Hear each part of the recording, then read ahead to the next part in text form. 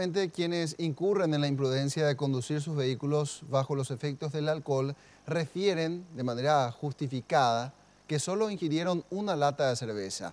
Un equipo periodístico de Red Guaraní quiso llevar a la práctica lo que representa conducir un vehículo luego de haber ingerido esa única lata de cerveza. El resultado, fíjense.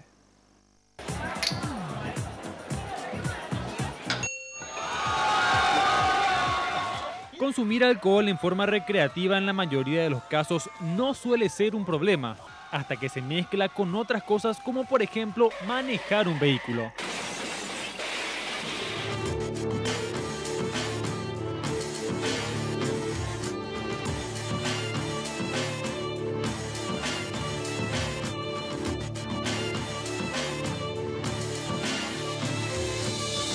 Para poner a prueba los efectos reales del alcohol en una persona, decidimos utilizar un voluntario, en este caso Miguel, quien realizará la primera prueba de manejo estando sobrio.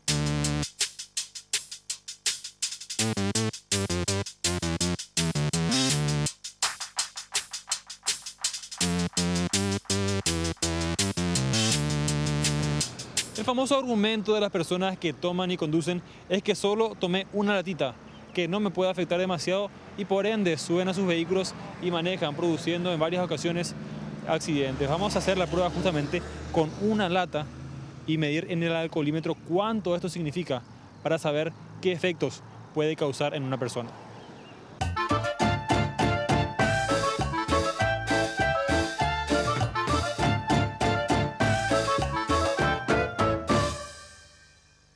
Afecta directamente la parte motriz, que es eso que enlentece nuestra reacción estando bajo los efectos del alcohol, 1.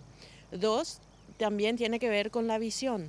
Hay visión borrosa, también afecta la parte de razonamiento y entendimiento también en el sentido de que afecta si uno está bajo los efectos no puede saber qué situación qué decisión es la correcta. Pero antes de que se vean los efectos en el cerebro, podrían verse en el bolsillo. Bueno, vimos los resultados de esta prueba en específico, 0,80 prácticamente salió. ¿Esto qué representa en materia de multa? En cuanto a multa, representa ya, tiene un acta de hecho punible, se tiene que elevarse en la fiscalía a partir de los 80 para arriba, ¿verdad? Y en cuanto a multa, en cuanto a pago, es 1.400.000 la multa en la patrulla caminera. Aparte de eso, tiene que regularizar en el Ministerio Público. Según la patrulla caminera, cada fin de semana entre 200 y 240 personas son captadas por las barreras, conduciendo en estado de ebriedad. Como no quisimos exponer a nuestro voluntario a realmente manejar un vehículo en estado de ebriedad, lo trajimos aquí al Touring, donde existe un simulador que permite ver qué tan difícil es conducir un vehículo en diferentes niveles de ebriedad. Se puede notar cómo también se dificulta la visibilidad. Aparentemente es como que va en una penumbra permanente. El auto se desliza más fácilmente, aparentemente, pero en realidad es por los movimientos que hace el conductor. Fíjense cómo está acelerando al máximo prácticamente. Afloja un poquito el acelerador. Eso es. ¿Esto ya qué nivel de alcoholemia? Esto ya es un nivel crítico. Esto ya casi 2%. Desliza y ya se descontrola. Afloja tu acelerador.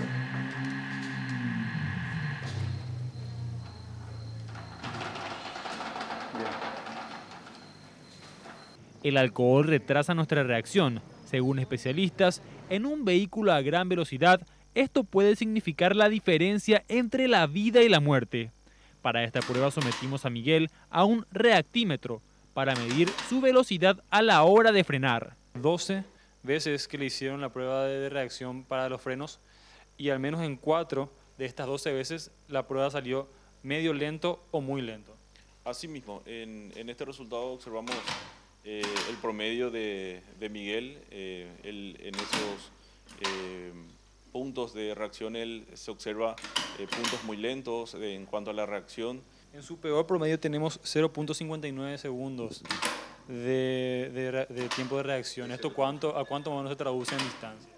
Aproximadamente estamos hablando de 10 metros que él necesitaría para percibir una situación de peligro manejando a 60 kilómetros por hora. Ya se va tornando peligroso. Por encima de la mitad de un segundo estamos hablando ya de tiempo de reacción peligroso. La doctora afirmó que comenzar a tomar agua en una fiesta antes de manejar hasta tu casa no es la solución, ya que a pesar de sentirse mejor, los efectos permanecen en el cuerpo y en la sangre por al menos 12 horas más. La recomendación es simple y es siempre la misma. Si tomaste, no manejes.